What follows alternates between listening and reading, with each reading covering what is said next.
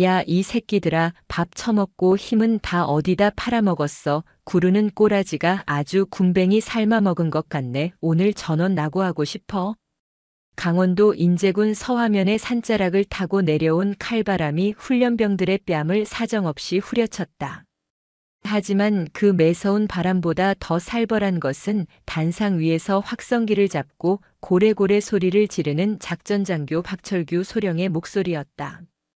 대한민국 육군 제12보병사단 을지부대 유격훈련장. 이곳은 지금 지옥보다 더한 아비규환이었다. 붉은색 조교 모자를 쓴 병사들이 악을 쓰며 훈련병들을 진흙탕 속으로 몰아넣고 있었고 그 모습을 지켜보는 박소령의 손에는 훈련 지시봉 대신 기름진 족발 뼈다귀가 들려 있었다. 12사단 훈련장의 흙바닥은 이미 전날 내린 비와 병사들이 흘린 땀으로 질척한 늪이 되어 있었다. PT 체조 8번 온몸 비틀기를 반복하던 병사들의 입에서는 단말마 같은 신음이 터져나왔다. 구토를 하는 병사 쥐가 난 다리를 부여잡고 뒹구는 병사 그리고 그 위로 쏟아지는 조교들의 무자비한 고함 소리가 뒤섞여 정신을 혼미하게 만들었다. 그러나 이 지옥 또한은 전혀 다른 세상이 훈련장 한편에 마련된 지휘 통제 천막 안에 존재했다. 천막 틈새로 새어나오는 냄새는 땀 냄새가 아니라 고소한 수육 냄새와 시큼한 막걸리 냄새였다. 박철규 소령은 훈련 상황판을 테이블 삼아 다리를 꼬고 앉아 있었다. 그의 곁에는 대위 2명과 상사 1명이 마치 그를 왕처럼 모시며 술잔을 채우고 있었다. 과장님, 이번 기수 애들 상태가 영 아닙니다. 좀 더 굴려야 정신을 차릴 것 같습니다. 전투지원중대장이 아부 섞인 미소를 지으며 박소령의 빈잔에 막걸리를 따랐다. 박소령은 기름진 입술을 닦으며 킬킬거렸다. 요새 애새끼들이 다 그렇지 뭐. 스마트폰이다 뭐다 해서 정신 상태가 글러먹었어. 군대가 보이스카우트 캠프인 줄 안다니까. 야, 저기 삼소대 놈들 동작 봐라. 아주 개판이네. 조교시켜서 무릉덩이에 머리 좀 박게 해. 예, 알겠습니다. 대위가 무전기를 들고 조교들에게 가혹 행위에 가까운 지시를 내리는 동안 박소령은 입안 가득 수육을 씹으며 만족스러운 듯 트림을 뱉어냈다. 그들이 병사들의 고통을 안주 삼아 술판을 벌이고 있을 때 훈련장 입구 위병소 쪽에서 낡은 군용 레토나 한 대가 멈춰 섰다. 차 문이 열리고 군화 한 켤레가 진흙 바닥을 밟았다. 흙탕물이 튀어 광이 죽어버린 전투화였지만 땅을 디디는 그 힘만큼은 묵직했다. 차에서 내린 인물은 갓 임관한 듯한 육군 소위 계급장을 달고 있었다. 헐렁한 야전 상의에 푹 눌러쓴 전투모 아래로 드러난 하얀 얼굴. 언뜻 보면 연약해 보이는 인상의 여군이었다. 하지만 그녀의 눈동자만큼은 인재의 삭풍보다 더 차갑고 날카롭게 빛나고 있었다. 그녀의 이름은 이순영. 나이 39. 대한민국 육군 창설 이래 최연소 여성 소장이자 3일 뒤면 이곳 12사단의 사단장으로 취임할 인물이었다. 전설적인 707 특수임무단에서 독사라는 별명으로 불리며 대테러 작전을 수행했던 인간 병기. 그녀가 자신의 어깨에서 번쩍이는 별 2개를 떼어내고 다이아몬드 하나가 박힌 소위 계급장을 단 채 이곳에 나타난 이유는 단 하나였다. 이 부대는 썩었다. 내 눈으로 직접 확인하기 전까진 아무것도 믿지 않는다. 이순영은 마음속으로 되뇌며 온매무새를 다듬었다. 그녀의 정보망에 포착된 12사단의 실태는 참담했다. 병영 부조리 신고가 끊이지 않았고 간부들의 기강 회의로 인한 사고가 빗발쳤다. 하지만 상부로 올라오는 보고서는 언제나 특이사항 없음 혹은 전투준비 태세 완비라는 거짓된 문구로 점철되어 있었다. 그녀는 자신의 부하가 될 병사들이 어떤 취급을 받고 있는지 가장 낮은 곳에서 확인하기 위해 이 위험한 자맹을 선택했다. 그녀가 훈련장 안으로 걸어 들어오자 입구를 지키던 위병소 근무자가 당황한 듯 경례를 붙였다. 충성. 어떻게 오셨습니까? 병사는 낯선 여군 소위의 등장에 눈이 휘둥그레졌다. 부관도 없이 단독 군장 차림으로 훈련장에 나타난 장교는 전례가 없었기 때문이다. 이순영은 어색하게 경례를 받아주며 미리 준비해둔 위장 신분을 댔다. 본부 중대 전입 신임 소위 이영이다. 유격 훈련 참관 및 교육 이수를 명받았다. 작전 장교님 어디 계시나? 그녀의 목소리는 작았지만 또렷했다. 근무자는 쭈뼛거리며 지휘 통제 천막을 손가락으로 가리켰다. 저기, 중앙 천막에 계십니다. 근데 지금 기분이 별로 안 좋으셔서. 알았다. 수고해라. 이순영은 천막을 향해 걸음을 옮겼다. 한 걸음 한 걸음 내디딜 때마다 훈련장의 참혹한 풍경이 시야에 들어왔다. 12월의 얼음물 같은 웅덩이에서 구르고 있는 병사들의 입술은 보랏빛으로 질려 있었다. 그들의 군복은 젖고 찢어져 제 기능을 하지 못했고 안전장치 하나 없이 외줄 타기를 하는 병사들의 표정에는 공포가 서려 있었다. 규정대로라면 휴식 시간이 주어져야 할 타이밍이었지만 교관들은 쉴 새 없이 호각을 불어댔다. 천막 가까이 다가가자 역한 술 냄새가 코를 찔렀다. 이순영의 미간이 살짝 찌푸려졌다. 그녀는 707 시절 며칠 밤을 새우며 적진을 누비던 때보다 지금 이 순간이 더 역겹게 느껴졌다. 그녀는 심호흡을 한 번 하고는 천막의 가림막을 걷어 올렸다. 충성. 신고합니다. 소위 이영. 금일부로 유격 훈련 입소를 명받았습니다. 천막 안의 공기가 순식간에 얼어붙었다. 막걸리 잔을 기울이던 대위들의 손이 멈췄고 족발을 뜯던 박철규 소령의 시선이 이순영에게 꽂혔다. 박소령은 씹던 고기를 뱉어내지도 않은 채 그녀를 위아래로 훑어보았다. 마치 시장통에 물건을 흥정하는 듯한 불쾌하고 끈적한 시선이었다. 뭐야 이건? 이영? 아, 그 새로 온다는 여군 소위가 너냐?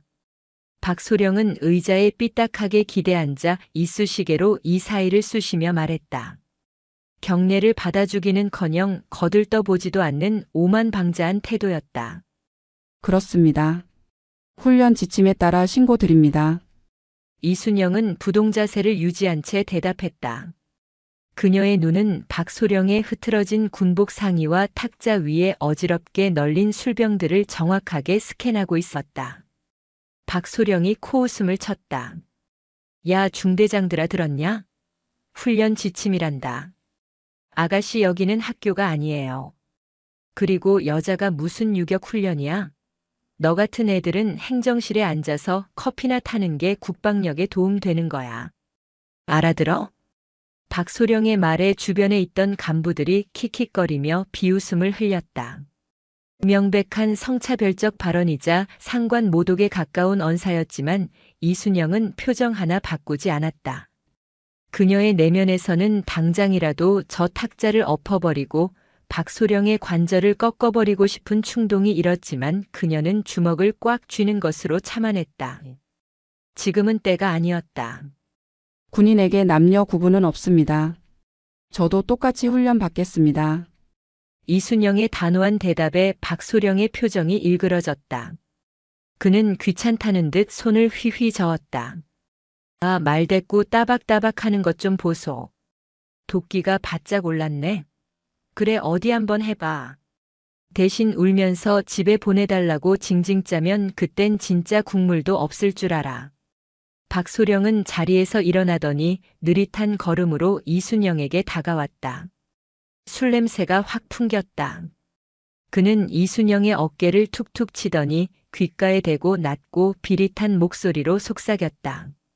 군복이 좀 헐렁하네. 핏이 안 살아서 어디 봐주겠나. 내가 나중에 따로 자세 교정 좀 해줘야겠어. 몸이 유연해야 유격도 잘 받는 법이거든. 그것은 명백한 성희롱이었다. 이순영의 눈매가 매섭게 변했다. 707 시절 적의 목을 베기 직전에나 나오던 살기가 순간적으로 그녀의 전신을 감쌌다. 하지만 박소령은 술에 취해 그 살기를 감지하지 못한 채 비열한 웃음을 흘리고 있었다. 명심하겠습니다. 기록해 두겠습니다. 뭐? 기록? 일기 쓰냐? 하하. 야, 저기 8번 올빼미 옆에 가서 굴러. 당장. 박소령의 고함에 이순영은 뒤로 돌아 천막을 나섰다. 밖으로 나오자마자 차가운 바람이 그녀의 뜨거워진 머리를 식혀주었다. 그녀는 품 안에 있던 소형 녹음기를 확인했다. 빨간 불빛이 선명하게 깜빡이고 있었다. 하나도 빠짐없이 모아주마. 내 놈이 뱉은 그 더러운 말들이 내 목을 조르는 올가미가 될 거다. 이순영은 곧장 진흙탕으로 걸어 들어갔다. 병사들이 그녀를 힐끔거렸다. 간부가 그것도 여군 장교가 병사들과 똑같이 흙바닥을 구르는 것은 본 적 없는 광경이었기 때문이다. 88번 올빼미. 동작 봐라. 장교라고 봐줄 줄 알았나? 머리 박아. 붉은 모자를 쓴 조교가 이순영을 향해 소리쳤다. 사실 조교들도 난처한 기색이 역력했다.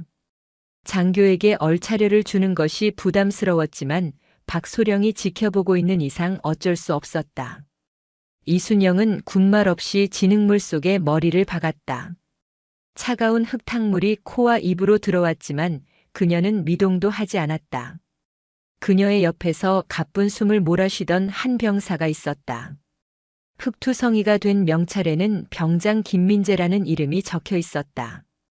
그는 머리를 박은 채 힘겨워하는 이순영을 보고 작은 목소리로 말을 걸었다. 소위님, 괜찮으십니까? 요령껏 하십시오. 저 미친 개. 아니 작전장교님 지금 술 취해서 제정신 아닙니다.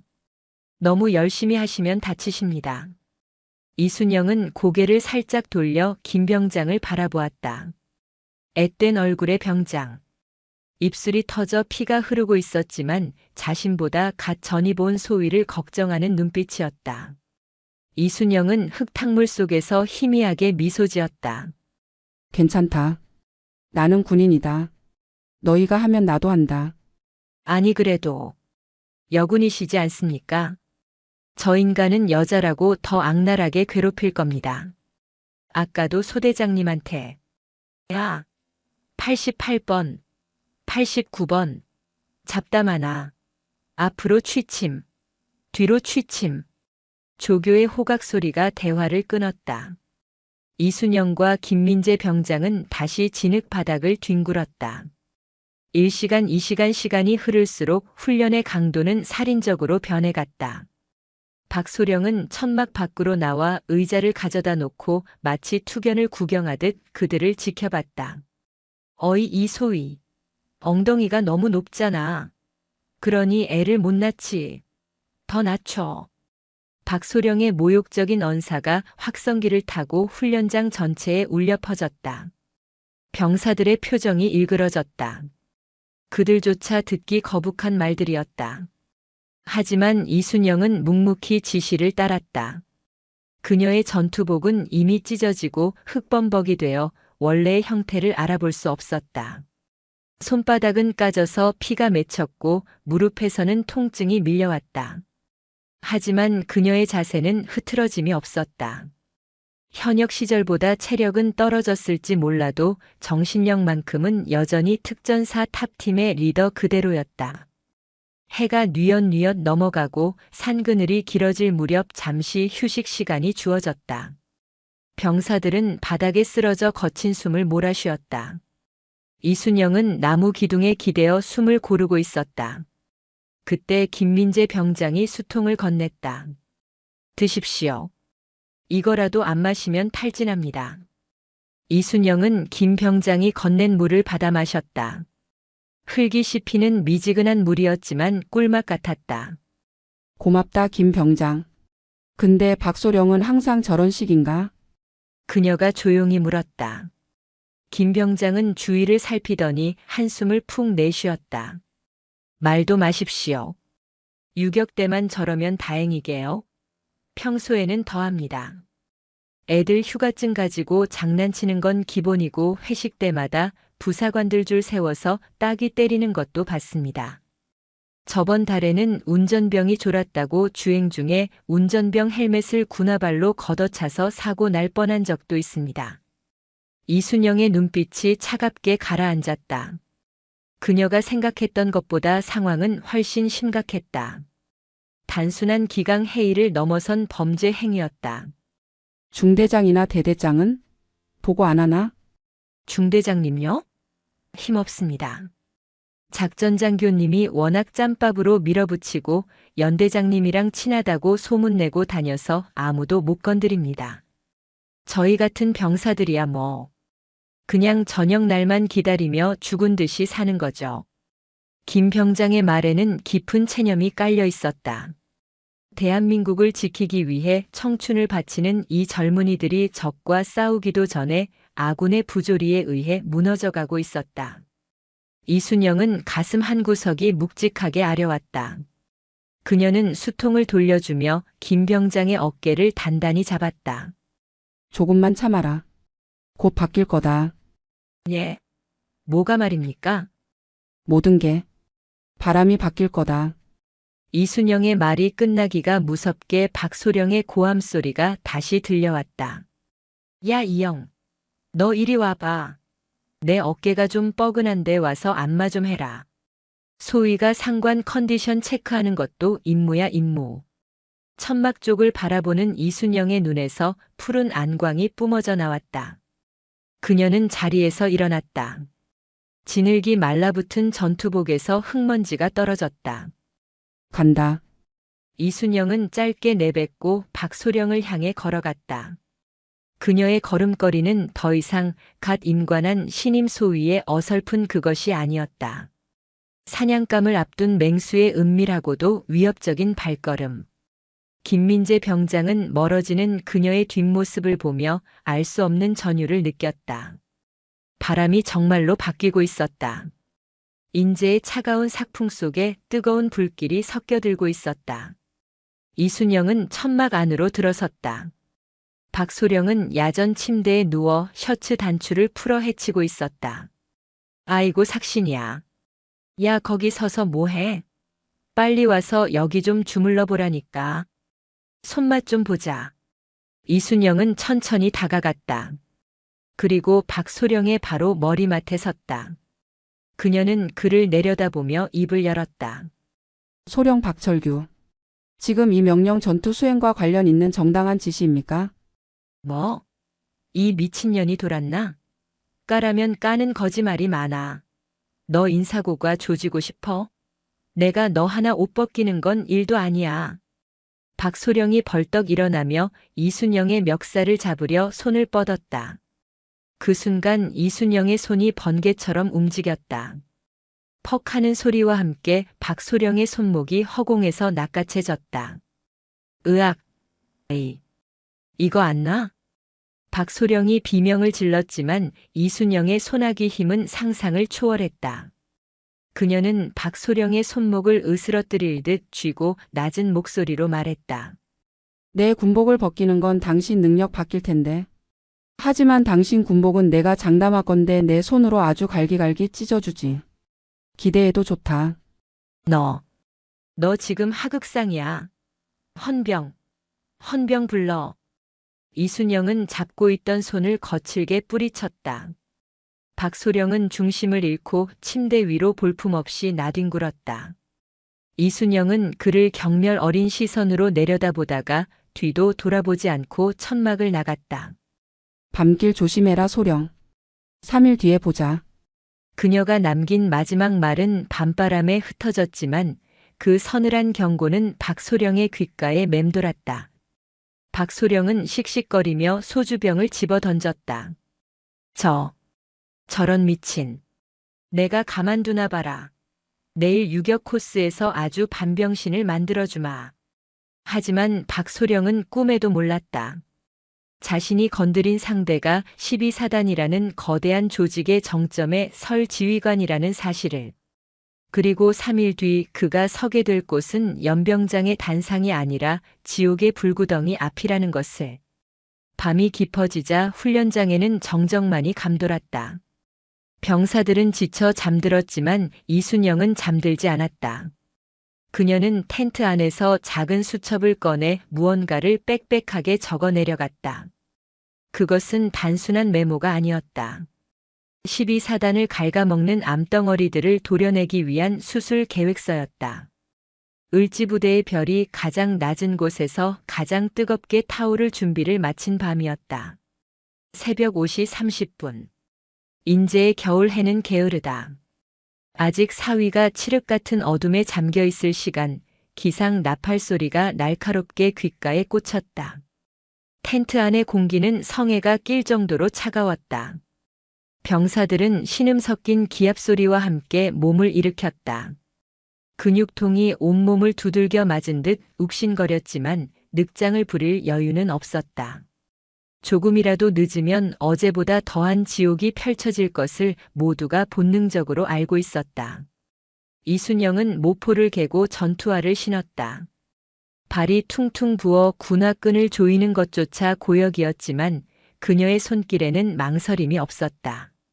그녀는 텐트 밖으로 나가 차가운 새벽 공기를 폐부 깊숙이 들이마셨다. 비릿한 흙냄새와 섞여 들어오는 긴장감. 이것은 전장의 냄새와 흡사했다. 연병장에는 짙은 안개가 깔려 있었다.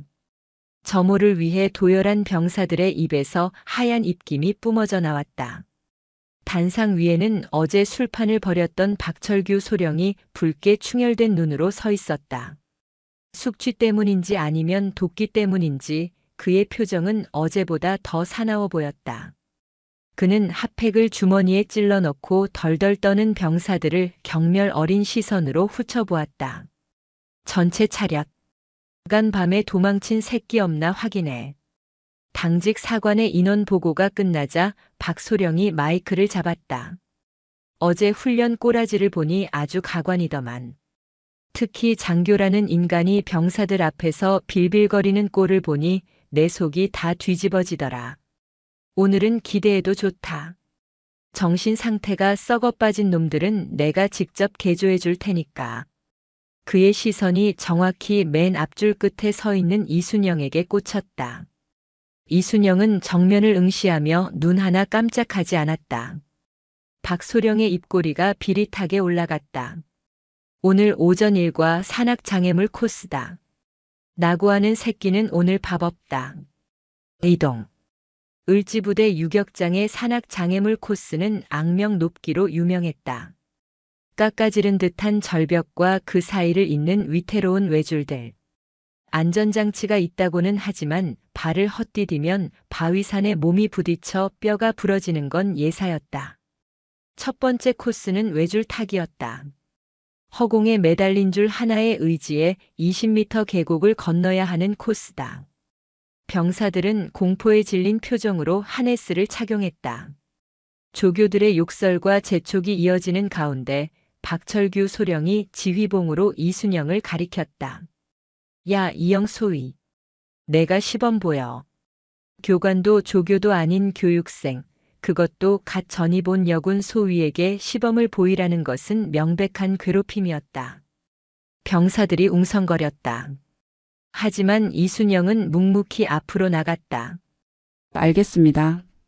그녀는 능숙한 손놀림으로 카라비너를 줄에 걸었다. 장갑을 낀 손이 줄을 감아주는 모양새가 예사롭지 않았다. 준비. 출발. 조교의 구호와 함께 이순영이 허공으로 몸을 던졌다. 슈아악. 보통의 병사들이라면 중심을 잡느라 허우적거리거나 공포심의 속도를 줄였을 테지만 이순영은 달랐다. 그녀의 몸은 마치 줄과 한 몸이 된 듯 수평을 유지하며 미끄러져 나갔다. 다리의 근육이 팽팽하게 긴장하며 균형을 완벽하게 잡고 있었다.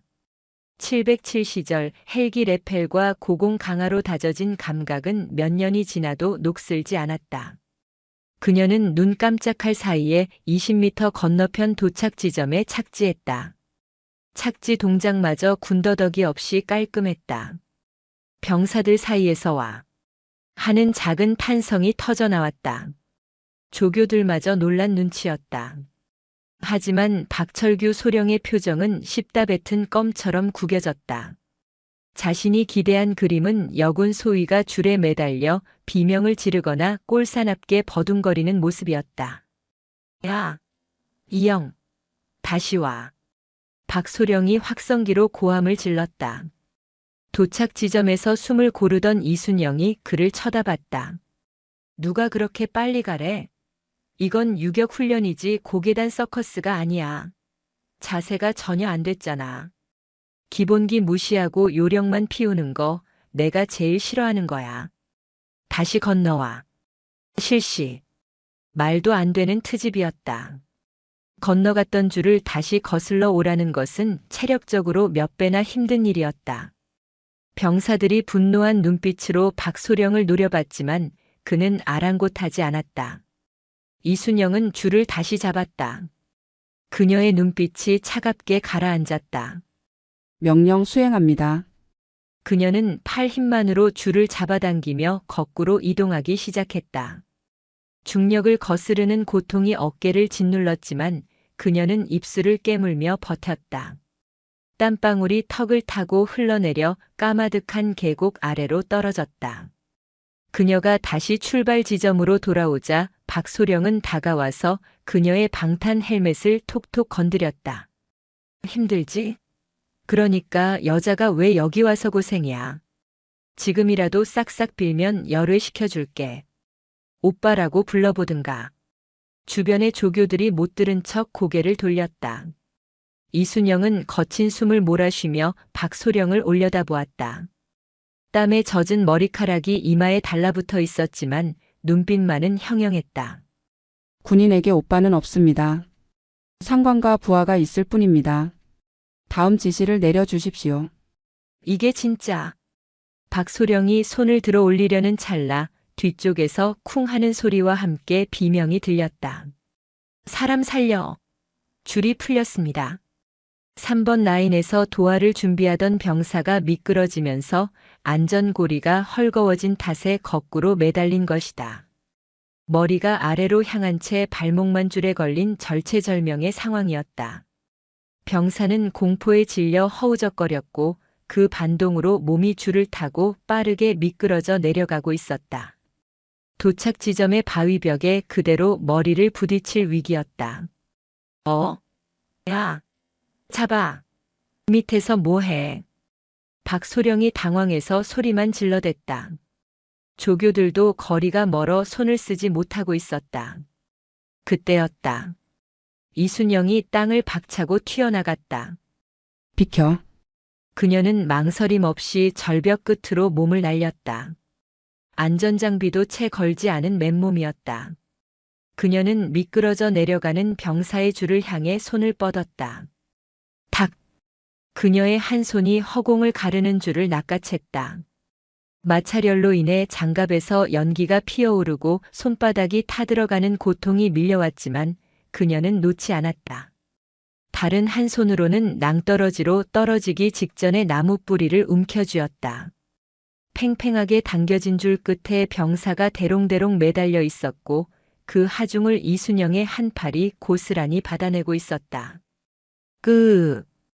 이순영의 입에서 억눌린 신음이 터져나왔다. 어깨 관절이 빠질 듯한 고통.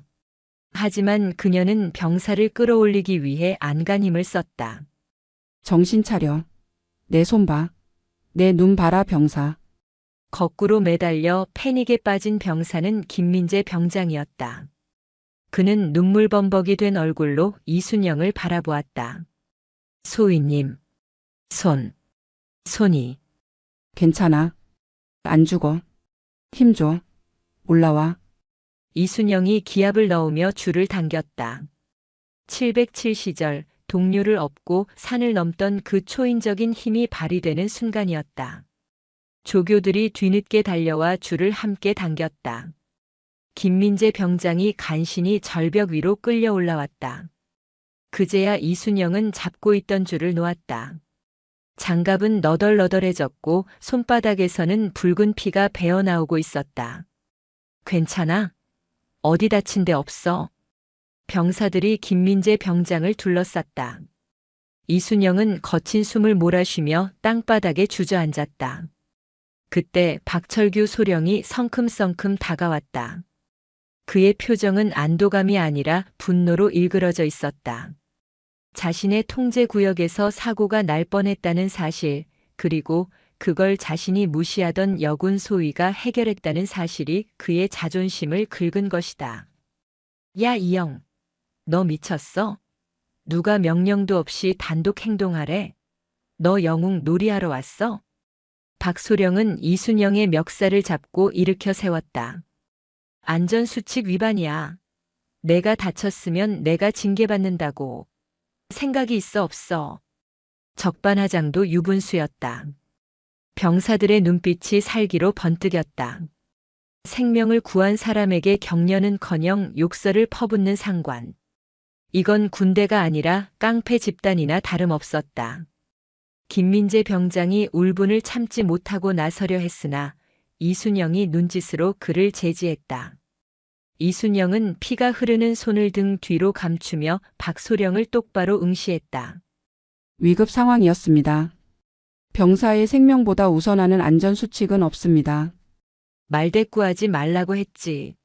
너희 둘 다 오늘 점심 없어. 그리고 오후 훈련 내내 군장 메고 뺑뺑이 돌 준비해. 아주 정신머리를 뜯어 고쳐줄 테니까. 박소령은 침을 퇴뱉고는 뒤돌아갔다. 상황 종료. 다들 위치로. 구경 났어? 빨리 안 움직여. 병사들은 주먹을 꽉 쥔 채 흩어졌다. 분노가 훈련장을 짓누르고 있었다. 김민재 병장은 죄책감에 고개를 들지 못했다. 죄송합니다, 소위님. 저 때문에. 이순영은 다친 손으로 김민재 병장의 어깨를 두드렸다. 고개 들어라. 병장 김민재. 너는 살았고 그거면 됐다. 밥은 굶어도 죽지 않지만 전우를 잃으면 군대는 죽는다. 그녀의 목소리는 담담했지만 그 안에 담긴 무게는 태산 같았다. 김민재 병장은 눈물을 훔치며 고개를 끄덕였다. 이 신임 소위는 달랐다. 지금까지 봐왔던 어떤 장교와도 달랐다. 오후 일과는 더 가혹했다. 박소령의 지시대로 이순영과 김민재는 완전 군장을 한 채 연병장을 돌았다. 다른 병사들이 장애물 코스를 타는 동안 두 사람은 끝도 없이 달리고 또 달렸다. 허벅지가 터질 것 같고 숨이 턱끝까지 차올랐지만 이순영은 멈추지 않았다. 그녀가 멈추지 않으니 김민재도 멈출 수 없었다. 연병장 흙바닥에 그녀의 군화 자국이 깊게 패였다.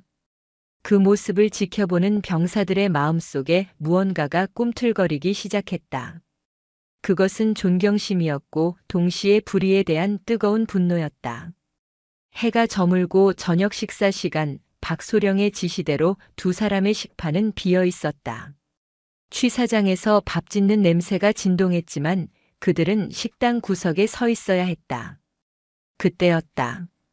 식사를 하던 병사들 중 몇몇이 슬그머니 주머니에 건빵과 삶은 달걀을 챙겨 넣었다.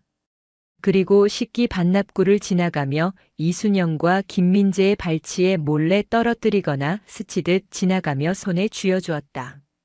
드십시오. 안 들키게. 힘내십시오, 소위님. 병사들의 작은 속삭임. 이순영은 손에 쥐어진 따뜻한 삶은 달걀을 내려다보았다. 껍질이 다 깨져 엉망이었지만 세상 그 어떤 보석보다 빛나 보였다. 그녀는 가슴 한구석이 뭉클해짐을 느꼈다. 썩어 빠진 지휘부 아래서도 병사들의 전후에는 살아있었다. 그녀가 지켜야 할 것은 바로 이것이었다. 이순영은 김민재에게 건빵을 나눠주며 작게 속삭였다. 먹어둬라.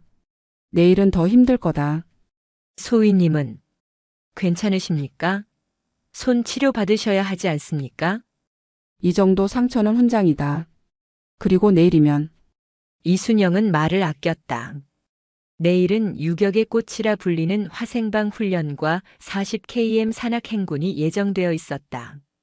그리고 그 행군이 끝나면 대망의 취임식이 기다리고 있었다. 그날 밤 이순영은 의무대를 찾지 않았다. 대신 텐트 안에서 반창고로 대충 손을 감았다. 상처가 욱신거렸지만 이 통증이 그녀를 더욱 예리하게 만들었다. 그녀는 수첩을 꺼냈다.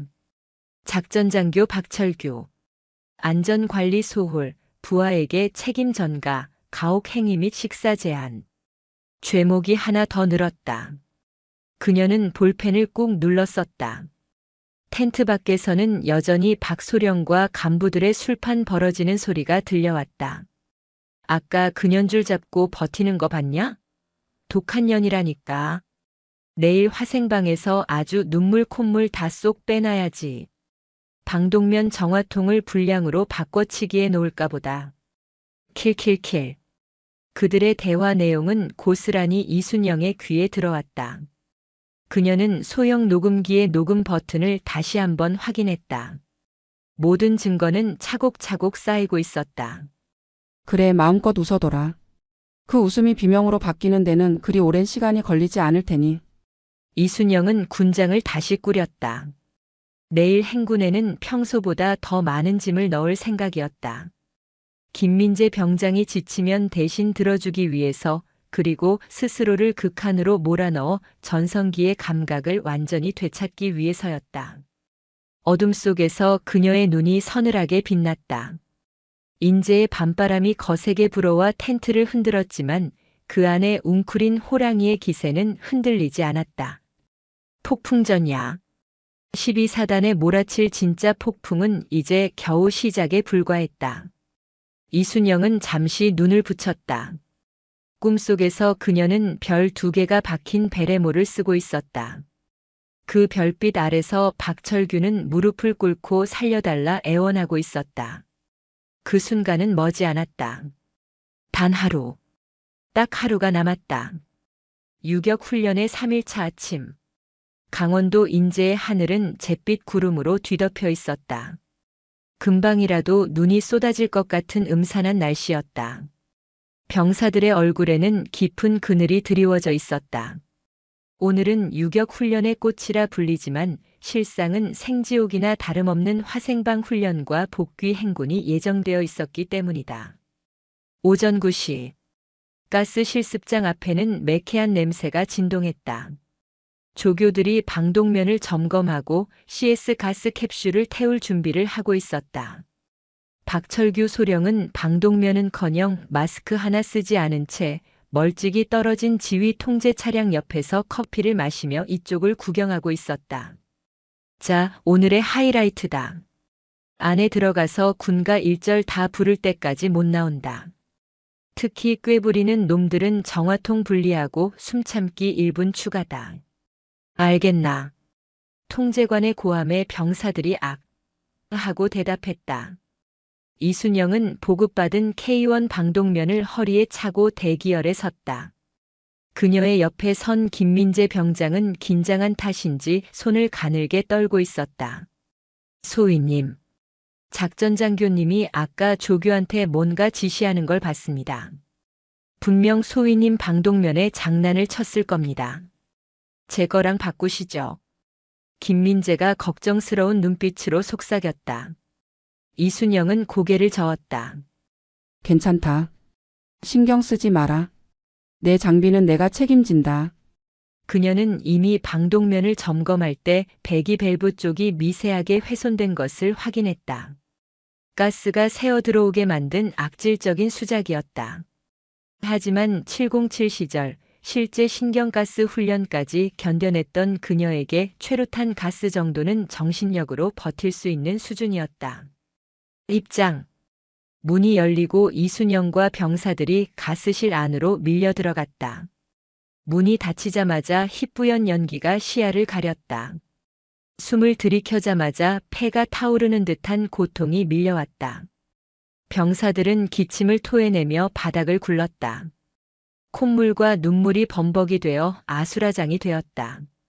정화통 분리. 군가 시작. 사나이로 태어나서.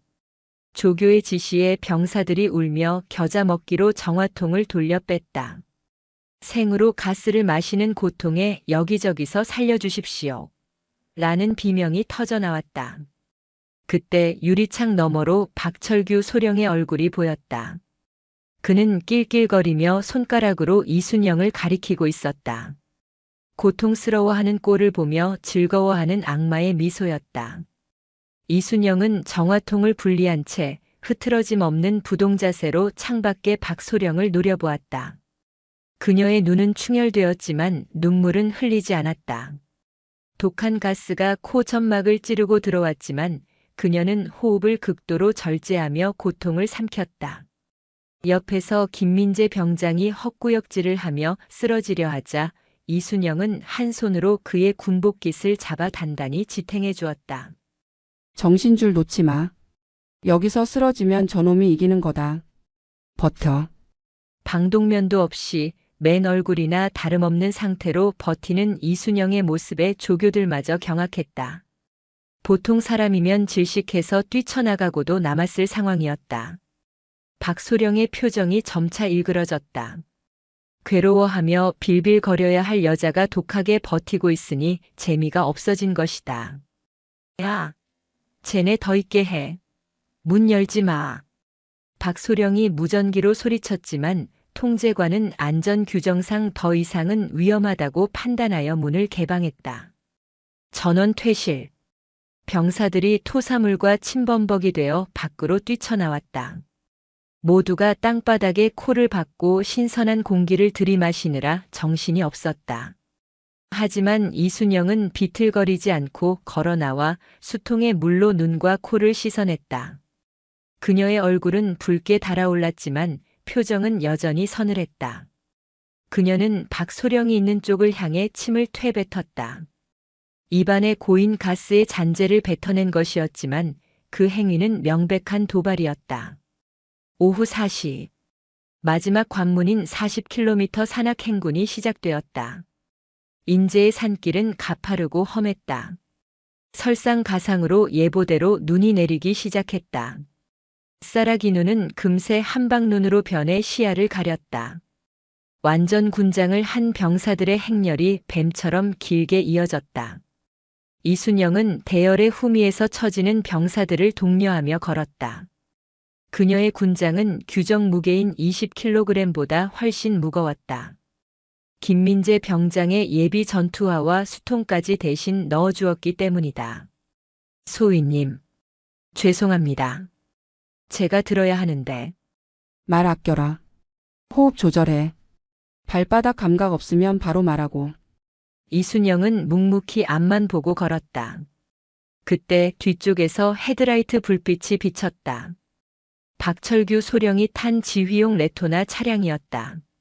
히터를 빵빵하게 틀어놓은 차 안에서 박소령은 창문을 살짝 내리고 컵라면을 먹고 있었다. 뜨거운 김이 모락모락 피어올랐다. 어이쿠, 우리 이영 소위. 잘 걷네. 아주 독종이야, 독종. 근데 어쩌나? 이제 시작인데. 이 고개 넘어가면 진짜 지옥인 거 알지? 박소령은 젓가락으로 면발을 후루룩 빨아들이며 약을 올렸다. 눈보라를 맞으며 걷는 병사들에게 그 컵라면 냄새는 고문이나 다름없었다. 차 좀 태워줄까? 대신 내 옆에 앉아서 술 좀 따르면 생각해 볼게. 하하. 박소령의 저질스러운 농담에 운전병조차 난처한 표정을 지었다. 이순영은 대답 대신 군장끈을 더 꽉 움켜쥐었다. 갈 길 가시죠. 매연 냄새 역합니다. 이게 진짜. 야, 운전병. 속도 줄여. 천천히 가면서 눈이나 튀겨줘. 레토나 차량이 병사들의 걸음 속도에 맞춰 기어가기 시작했다. 바퀴가 진흙 눈을 밟으며 튀기는 오물이 병사들의 군복으로 튀었다. 하지만 누구도 항의할 수 없었다. 그저 묵묵히 걸을 뿐이었다. 밤 10시. 기온은 영하 15도까지 떨어졌다. 살을 애는 듯한 추위가 군복을 파고들었다. 병사들의 눈썹과 속눈썹에 하얗게 서리가 맺혔다. 대열 중간에서 억 하는 소리와 함께 병사 하나가 쓰러졌다. 다리에 쥐가 나고 탈진 증세를 보인 것이다. 환자 발생. 환자 발생. 주변 병사들이 웅성거렸다. 의무 차량은 이미 10,000원이라 더 태울 곳이 없었다. 박소령의 레토나가 멈춰섰다. 아, 귀찮게 진짜. 야, 그냥 나고 시켜. 뒤에 오는 회수 차량에 태우라고 해. 시간 지체하지 말고 계속 가. 박소령은 창문도 내리지 않고 확성기로 지시했다. 쓰러진 병사는 울먹이며 일어나려 했지만 다리가 말을 듣지 않았다.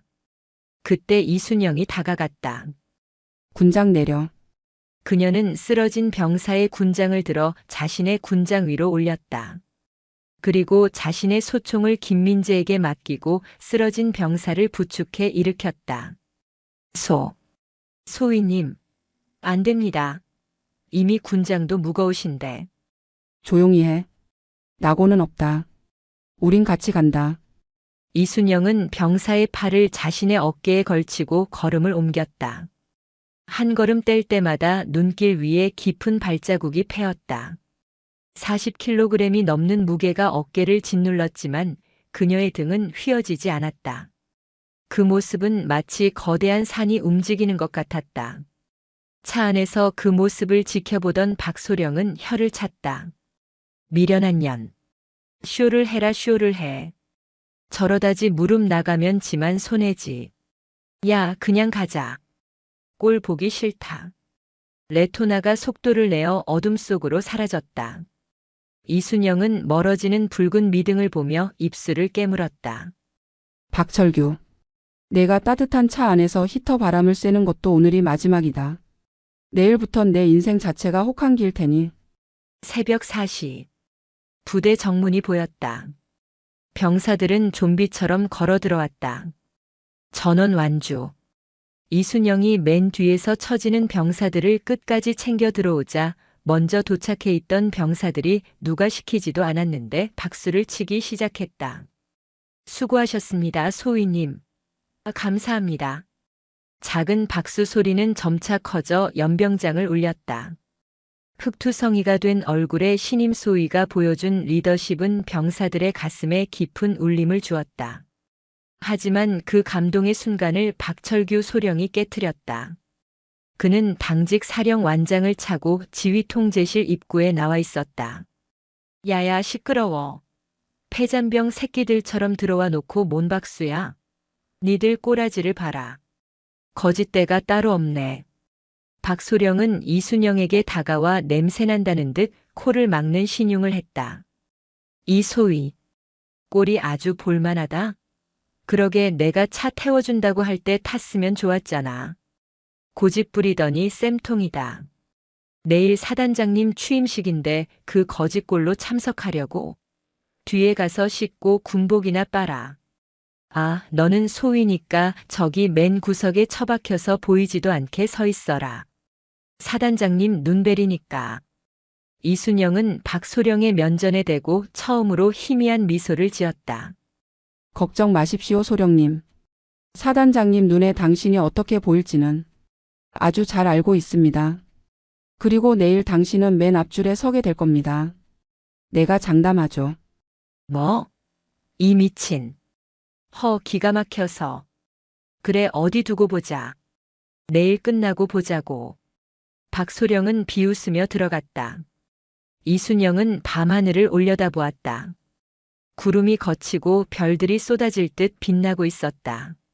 그래, 내일 보자. 박철규. 다음 날 아침. 제12보병사단 사령부 연병장은 긴장감으로 팽팽했다. 신임 사단장 취임식이 열리는 날이었다. 군악대가 리허설을 하고 있었고 예하부대 지휘관들과 참모들이 정복 차림으로 분주하게 움직였다. 연병장에는 수천 명의 병력이 오와 열을 맞춰 도열해 있었다. 박철규 소령은 A급 정복을 차려입고 가슴에는 훈장 약장을 주렁주렁 단 채 영관 장교 대열의 중간쯤에 서 있었다. 그는 옆에 있는 인사과장에게 속닥거렸다. 야, 그 신임 소위년 안 보이냐? 이영인가 뭔가 하는 애.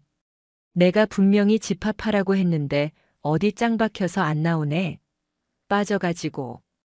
인사과장이 주위를 둘러보며 고개를 저었다. 글쎄요. 아까 아침 점호 때도 안 보이던데요. 혹시 어제 행군하고 퍼져서 의무대에 있는 거 아닙니까? 책 꼴에 유격받았다고 들어누웠나 보네.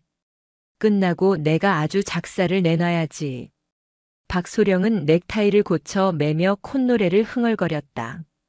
오늘 새로 오는 사단장이 철의 여인이라 불리는 깐깐한 인물이라는 소문이 있었지만 그는 걱정하지 않았다. 자신은 줄타기의 명수였고 아부에는 도 같은 사람이었으니까. 적당히 비위나 맞춰주며 실세 라인을 탈 생각에 부풀어 있었다. 사단장님 입장.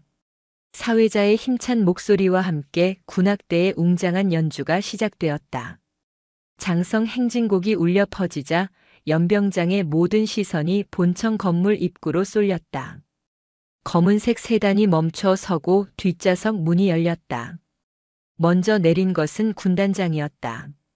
그리고 그 뒤를 이어 신임 사단장이 모습을 드러냈다. 햇빛을 받아 번쩍이는 정모의 챙. 잘 다려진 짙은 녹색의 정복. 그리고 어깨 위에서 찬란하게 빛나는 은색 별 2개. 대한민국 육군 소장 이순영이었다. 그녀가 단상을 향해 걸어오기 시작했다. 또각또각. 군화 소리가 스피커를 타고 연병장 전체에 울렸다. 단호하고 절도 있는 발걸음. 어디선가 많이 본 듯한 낯익은 걸음걸이였다. 박철규 소령은 무심코 단상을 바라보다가 눈을 비볐다. 잠깐만. 저 얼굴. 단상 위에 오른 이순영이 경례를 올리고 정모를 벗어 옆구리에 끼었다. 그리고 마이크 앞에 섰다. 대형 스크린에 그녀의 얼굴이 클로즈업 되었다. 화장기 없는 하얀 얼굴, 차갑게 빛나는 눈동자. 어제까지만 해도 진흙탕을 구르고 가스실에서 눈을 부릅뜨고 40km를 병사와 함께 걸었던 그 이영 소위였다. 다만 달라진 것은 헐렁한 야전 상해 대신 완벽하게 핏이 맞는 정복을 입고 있다는 것과 소위 계급장 대신 소장 계급장을 달고 있다는 것뿐이었다. 헉! 박철규 소령의 입에서 헛바람이 새어나왔다. 다리에 힘이 풀려 휘청거렸다.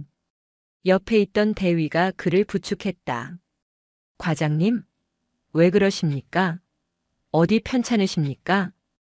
박소령은 대답조차 할 수 없었다. 얼굴이 백지장처럼 하얗게 질렸다. 심장이 미친 듯이 요동치고 식은땀이 비오듯 쏟아졌다. 말도 안 돼. 저 여자가 사단장이라고. 이영이 이순영? 에이, 이순영? 그제야 이름의 퍼즐이 맞춰졌다. 자신이 3일 동안 온갖 모욕을 주고 성희롱을 하고 진흙탕에 처박았던 그 신임 소위가 바로 자신의 생사여 탈권을 쥔 사단장이었던 것이다. 단상 위에 이순영은 천천히 연병장을 둘러보았다. 그녀의 시선이 병사들의 대열을 지나 장교단 쪽으로 이동했다. 그리고 정확히 박철규 소령이 서 있는 위치에서 멈췄다. 스크린 속에 이순영이 입꼬리를 살짝 올렸다. 어젯밤 박소령에게 보여주었던 그 서늘한 미소였다. 박소령은 그 눈빛과 마주치는 순간 바지에 뜨끈한 것이 흘러내리는 것을 느꼈다. 극도의 공포가 괄약근의 조절 기능마저 마비시켜버린 것이다. 충성. 12사 단장 소장 이순영이다. 그녀의 목소리가 연병장에 울려 퍼졌다. 어제까지 듣던 목소리와 똑같았다. 병사들 사이에서도 웅성거림이 일기 시작했다. 야, 저분. 어제 우리랑 같이 행군했던 그 소위님 아니야? 맞아. 김민재 부축해주던 그 소위님이다. 와 미친. 소장이었어? 병사들의 놀라움은 곧 환호에 가까운 전율로 바뀌었다. 자신들과 똑같이 흙바닥을 구르고 고통을 나누었던 사람이 사단장이라니. 이것은 군 생활 내내 들어본 적 없는 전설 같은 이야기였다. 김민재 병장은 입을 다물지 못한 채 단상을 올려다보며 눈시울을 붉혔다. 이순영은 취임사를 읽어내려가던 원고를 덮었다. 그리고 마이크를 잡고 좌중을 압도하는 카리스마로 입을 열었다.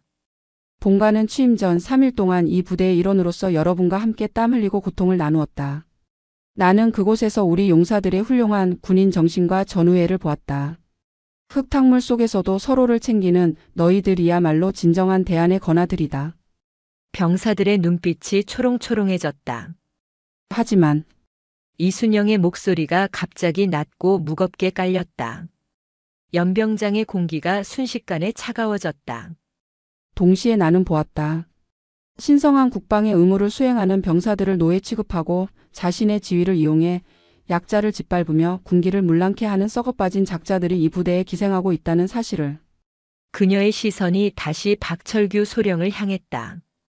박소령은 고개를 푹 숙이고 덜덜 떨고 있었다. 옆에 서 있던 다른 장교들도 분위기를 감지하고 숨을 죽였다. 본관은 오늘부로 12사단의 모든 부조리와 악습을 뿌리 뽑겠다. 계급장 뒤에 숨어서 부하들의 피를 빠는 거머리 같은 놈들은 내 손으로 직접 도려내겠다.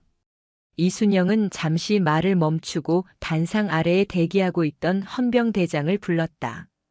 헌병대장. 예, 헌병대장. 지금 즉시 작전장교 소령 박철규를 긴급 체포하라. 연병장이 술렁거렸다.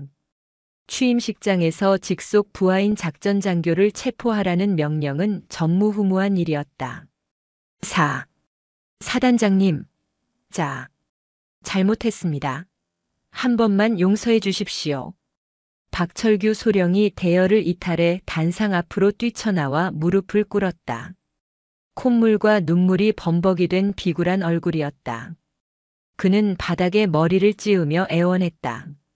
제가 눈이 삐었습니다. 죽을 죄를 지었습니다. 제발 살려주십시오. 이순영은 단상에서 내려왔다. 헌병들이 달려와 박소령을 결박하려 했지만 그녀가 손을 들어 제지했다. 그녀는 박소령의 코앞까지 다가갔다. 박소령은 고개를 들지도 못하고 벌벌 떨었다. 이순영은 허리를 숙여 박소령의 귓가에 속삭였다. 3일 전 그가 자신에게 했던 말투를 그대로 돌려주었다. 박소령. 3일 전에 내가 말했지? 기대하라고. 내 군복을 벗기는 건 불가능하지만 내 군복은 내가 갈기갈기 찢어주겠다고. 사단장님. 너의 제목은 셀 수 없이 많다. 직권 남용 가혹행위 근무태만 음주소란. 그리고 상관 모독 및 성희롱. 내가 가지고 있는 녹음기 안에 내 목소리가 아주 생생하게 담겨 있더구나. 넌 군사 재판이 끝나면 감옥에서 아주 긴 시간을 보내게 될 거다. 이순영은 천천히 허리를 폈다. 그리고 헌병들에게 손짓했다. 끌고 가. 안 돼. 이거나. 사단장님. 살려주세요. 으악. 박철규 소령은 짐승처럼 울부짖으며 헌병들에게 질질 끌려나갔다. 젖은 바지가 바닥에 끌리며 추한 자국을 남겼다. 그 모습을 지켜보는 병사들의 가슴 속에 묵은 체증이 확 내려가는 듯한 통쾌함이 퍼져나갔다. 이순영은 다시 단상 위로 올라갔다. 전투지원 중대장 그리고 당시 현장에 있던 간부들 전원 식후 사단장실로 집합한다. 너희들도 공범이다. 한 명도 빠짐없이 책임을 묻겠다. 관련된 장교들의 얼굴이 흑빛이 되었다. 이순영은 숨을 고르고 다시 병사들을 바라보았다. 그녀의 눈빛이 봄바람처럼 부드럽게 변했다. 용사 여러분. 3일간 여러분이 나에게 보여준 따뜻한 마음 절대 잊지 않겠다. 특히 내 손을 잡아주었던 병장 김민재. 대열 속에 있던 김민재 병장이 깜짝 놀라 차려 자세를 취했다. 자네의 용기가 나를 감동시켰다. 고맙다. 오늘부로 전 장병 특별 휴가 1일을 부여한다. 이상. 와. 연병장이 떠나갈 듯한 함성이 터져나왔다. 그것은 단순한 휴가에 대한 기쁨이 아니었다. 자신들을 진정으로 이해하고 지켜줄 강력한 리더가 탄생했다는 환호였다. 을지부대의 하늘 위로 눈부신 태양이 떠올랐다. 썩은 살이 도련해진 자리에 새살이 돋아나고 있었다. 별들의 강림은 심판이었고 동시에 구원이었다. 이순영 소장의 전설은 이제 막 첫 페이지를 넘겼을 뿐이었다. 취임식이 끝난 직후 12사단 사령부 본청 회의실의 공기는 무겁게 가라앉아 있었다. 창밖에는 을지부대의 깃발이 펄럭이고 있었지만 방 안에는 숨소리조차 들리지 않는 정적만이 감돌았다. 긴 테이블 끝 상석에는 이순영 소장이 앉아 있었고 그 맞은편에는 전투지원중대장 김대위, 이중대장 최대위 그리고 행정보급관 강 상사가 죄인처럼 고개를 숙인 채 서 있었다. 그들은 3일 전 훈련장에서 박철규 소령의 비위를 맞추며 술판을 벌이고 이순영을 조롱했던 인물들이었다. 이순영은 테이블 위에 놓인 소형 녹음기를 재생했다. 여자가 무슨 유격 훈련이야? 커피나 타는 게 도움되는 거지. 맞습니다, 과장님. 도끼가 바짝 올랐는데 굴려버리시죠. 킬킬킬. 녹음기에서 흘러나오는 자신들의 목소리에 세 사람의 얼굴은 흑빛으로 변했다. 이순영은 정지 버튼을 누르고 차가운 눈으로 그들을 응시했다. 군인의 명예를 실추시키고 부하들을 사지로 내몰면서 술판을 벌인 기분이 어땠나? 사단장님. 그게 작전장교님이 시켜서 어쩔 수 없이. 김대위가 기어들어가는 목소리로 변명을 시도했다. 이순영이 책상을 쾅 내리쳤다. 비겁하다. 장교가 되어 가지고 고작 한다는 변명이 남 탓인가? 박소령이 시키면 전쟁터에서 아군에게 총이라도 쏠 텐가? 김대위는 입을 다물었다. 이순영은 자리에서 일어나 천천히 그들 주위를 돌았다. 군화 발자국 소리가 그들의 심장을 옥죄어왔다.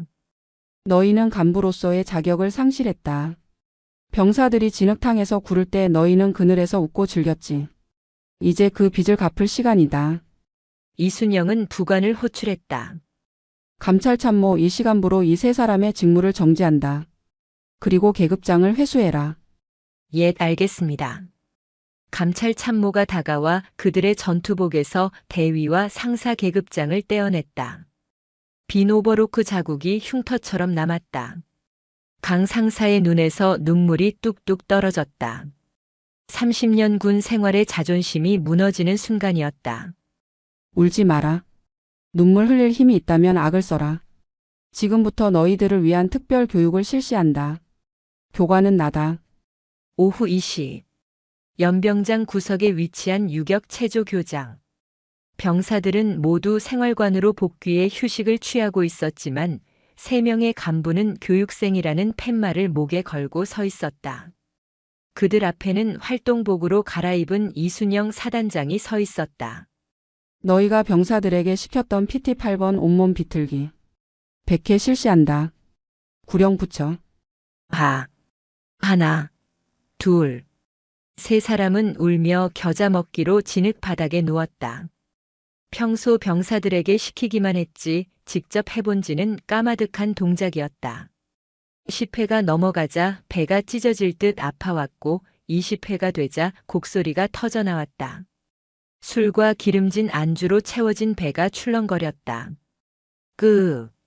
사단장님. 살려주십시오. 최 대위가 땀범벅이 되어 애원했다. 이순영은 팔짱을 낀 채 그들을 내려다보았다. 소리가 작다. 병사들은 이 고통 속에서도 군가를 불렀다.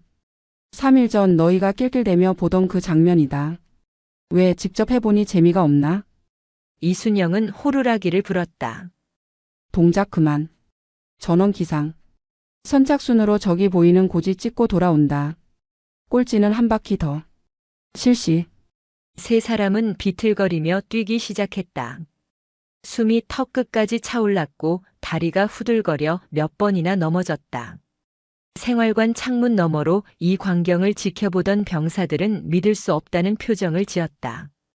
야, 저기 봐. 중대장이랑 행보관님이 구르고 있어. 와. 진짜 사단장님이 직접 굴리시네. 대박이다. 병사들의 눈에는 통쾌함을 넘어선 경외심이 서렸다. 그동안 자신들을 괴롭히던 간부들이 참교육을 당하는 모습은 그 어떤 영화보다 짜릿했다. 해가 질 때까지 훈련은 멈추지 않았다.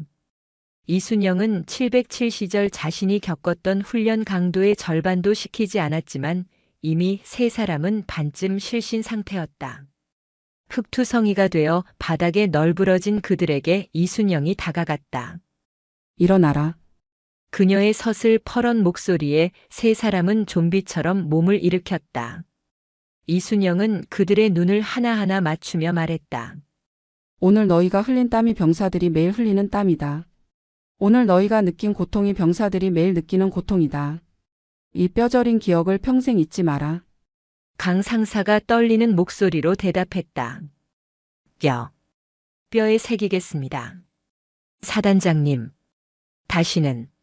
다시는 부끄러운 짓 하지 않겠습니다. 그의 눈빛은 아까 회의실에서의 비굴함과는 달랐다.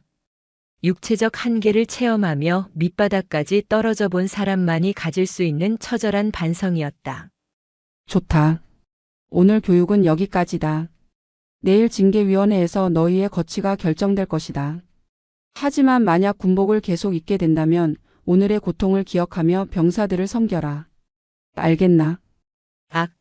알겠습니다. 세 사람의 목소리가 연병장을 울렸다. 이순영은 뒤돌아섰다. 그녀의 등 뒤로 노을이 붉게 타오르고 있었다. 을지부대의 썩은 가지들이 천해지고 그 자리에 새로운 기강이 세워지고 있었다. 그날 밤 징계위원회 결과가 나왔다. 세 사람은 파면이나 해임 대신 정직 3개월과 타부대 전출이라는 중징계를 받았다. 이순영이 참작해준 결과였다. 그들에게 한 번의 기회는 더 주되 을지부대에서는 떠나게 한 것이다. 병사들은 환호했고 부대 내의 공기는 완전히 바뀌었다. 간부들은 몸을 사리며 병사들의 눈치를 보기 시작했고 훈련은 규정대로 진행되었다. 사이다 같은 개혁이었다. 취임 후 한 달이 지났다. 12사단은 빠르게 안정되어 가고 있었다. 이순영 사단장은 집무실에 앉아 있기보다 현장을 돌아다니는 것을 즐겼다. 그녀의 신조는 현장에 답이 있다였다. 어느 날 점심시간 이순영은 예고 없이 예하 대대의 병영식당을 방문했다. 충성. 사단장님 방문하셨습니다. 취사병들이 당황하여 솥뚜껑을 떨어뜨릴 뻔했다. 식사를 하던 병사들이 벌떡 일어나려 했지만 이순영은 손을 들어 제지했다. 편하게 먹어라. 나도 밥 먹으러 왔다. 그녀는 식판을 들고 배식대줄 맨 뒤에 섰다. 취사병이 떨리는 손으로 국을 퍼주었다. 이순영은 병사들 틈에 섞여 앉았다. 오늘의 메뉴는 돼지고기 김치볶음이었다. 군대에서 가장 인기 있는 메뉴 중 하나였다. 하지만 숟가락을 든 이순영의 미간이 찌푸려졌다. 고기를 입에 넣고 씹었지만 고무를 씹는 듯 질겼다. 게다가 고기보다 비계가 훨씬 많았고 역한 누린내까지 났다. 김치는 너무 쉬어서 쓴맛이 났다. 이게 돼지고기인가 타이어인가? 그녀가 혼잣말을 중얼거렸다. 옆에 앉아있던 일병이 눈치를 보며 말을 걸었다. 사단장님.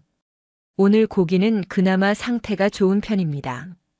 평소에는 비계밖에 없어서 그냥 국물에 밥만 말아 먹습니다. 이순영은 숟가락을 내려놓았다. 평소에는 더 심하다고? 네.